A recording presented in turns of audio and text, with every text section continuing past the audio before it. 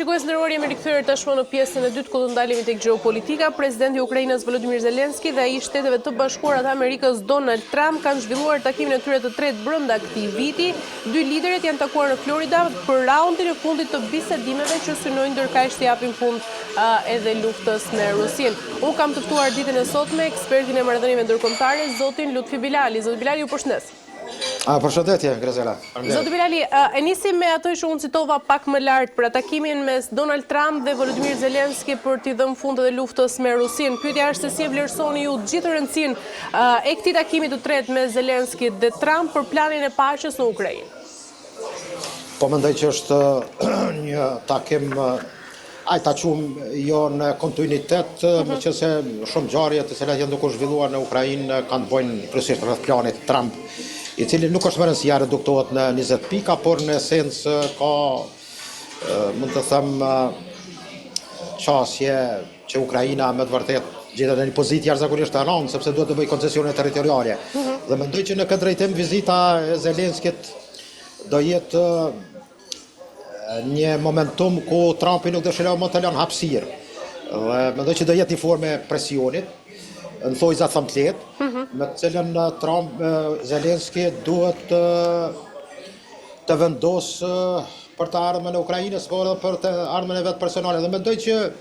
ka pas një telefonat mes Putinit dhe Trumpit,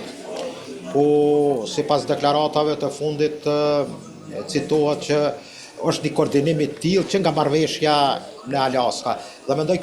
kjo është e tëra një dinamike me të cilën Trumpi dëshiron që të jap fund luftës për interesat, kuptohet,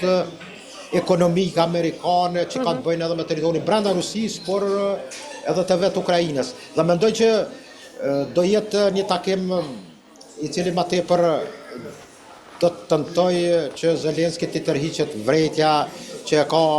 mund të them atë fjalin me rësele. Dhe mendoj që në këtë drejtim do jetë një presion shumë i madh. I tërë takimi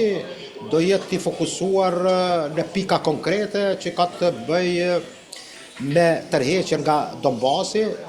pastaj ato pikat që kanë të bëjnë me vjen e ngrirë me dy regione, siç është Zaporozhia dhe Hersoni, por edhe njoja legitimitetit ndërkombëtar të Krimes. Më duket që është një deklaratë gjatë telefonatës që edhe Trumpi gjendet në vijnë e njëjtë, u kërkon që arpushimi nuk do të ishte efektiv pa rritjen e një marrëveshje paqësore. Në këtë drejtim mendoj që Zelensky është para një presioni jashtëzakonisht të madh dhe mendoj që edhe shkurja e tij tregon që do jetë i detyruar, po që se prapa nuk qëndrojnë evropianët që do t'i bëjnë presion që ai ta tham kështu ti thatë ju Putin u vani Trumpit. Por besoj që kjo do jetë shumë vështirë, sepse pozicioni i tij gjendet, mund të them, në aspektin shumë dimensional, qoftë në terren, po ashtu edhe me skandale të shumta që ka për brenda kabinetit të tij dhe qeverisë të tij, por edhe në aspektin e jashtëm ndërkombëtar gjendet në presion nga një fuqi e cila është vështirë të thuhet ju. Mendoni, zoti Bilali, se i gjithë ky versioni i përditësuar i planit të paqes do të pranohet tashmë nga Rusia? Rusët më duket që kanë një kujdes në prononcime. Qëllimi i tyre është të arrihet që Krimea të merr formën dhe të nihet aneksimi i Krimes, sepse rusët dëshirojnë që marrëveshjet të nënshkruhen dhe të arrihet, mund të them, legitimiteti ta quaj kështu nëse mund ta them, i aneksimit të Krimes. Dhe dyta është Donbasi, dy regionet të jenë pjesë e Federatës Ruse. Dhe në këto dy pika, po që sa arrihet, atëherë del fitus Putini, por edhe interesat ruse. Mendoj që plani nuk mund të korrigjohet, nga se njëra palë mund të jetë këtë rast. Një fuqi siç është Federata Ruse e ka problem që Ukraina të jetë ajo që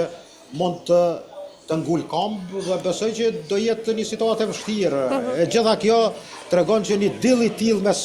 Trumpit dhe Putinit është arrit në Alaska, dhe kjo është kurorëzimi i gjithë këtij aktiviteti që do bëhet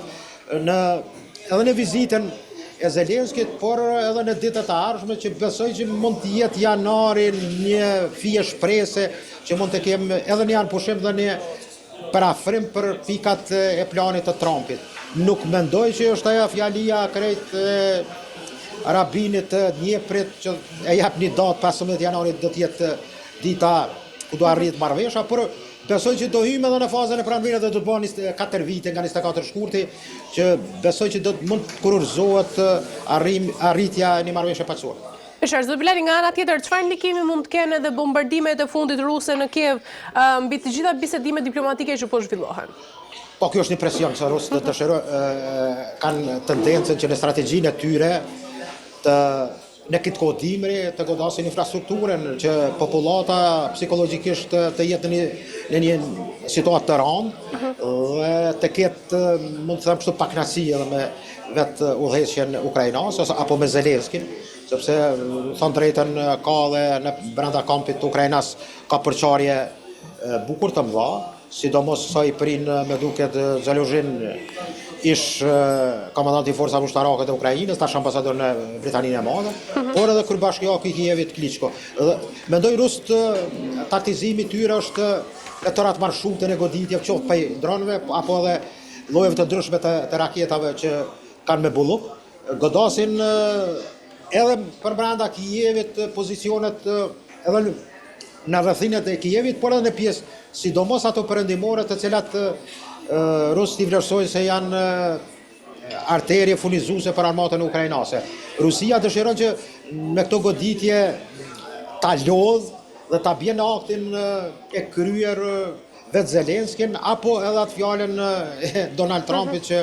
është vështirë dhe nuk mund të dilë fitues me një superfuqi siç është Rusia. Beshar Zobilari, nga ana tjetër, ju vetë si e shihni të gjithë rolin e Shteteve të Bashkuara të Amerikës, por edhe Mbretërisë së Bashkuar në të gjithë këtë proces të paqes? Po, akteri kryesor sot në botë është një fjalia e Trumpit, me duket që thotë që një rol të OKB-s ka marrë SBA-t. Dhe mendoj në shumë vatrat e krizës, jo vetëm për ato 7 luftara që i kanë ndaluar, që i citon shpesh Trumpi, por mendoj që një rol të tilla kanë marrë SBA-t dhe mendoj që për të arritur një paqë, nuk ka paqë drejt, por paqë mund të them për shpëtimin e jetës së njerëzve, dhe ajo që mund shpëtohet, që është i padrejtësi, mund të them drejt, por amerikanët janë ende, mund të them, fuqia vetme që mund të kenë ndikim impakt për arritjen e një anëpushimi apo qetësimin e situatave konfliktuoze sot në botë. Dhe mendoj që kjo tregon që amerikanët edhe në doktrinat e tyre që ka të bëjë me aspektin e 2 dokumente që janë të rëndësishme, që janë aprovuar në fund të këtij viti, në këtë muaj, janë ajo që ka të bëjë me aktin e autorizimit të mbrojtjes kombëtare amerikane që implikon edhe situatën tani në Ballkan. Desha të them atë citat shumë interesant të Giorgia Meloni, kryeministres italiane, e cila para disa ditësh thotë që ky vit ka qenë i vështirë, por mos u shqetësoni, viti i ardhshëm do jetë edhe më i vështirë. Mendoj që po him në një vit me shumë sfida, por sidoqoftë mendoj që arritja e një momentumi për paqen e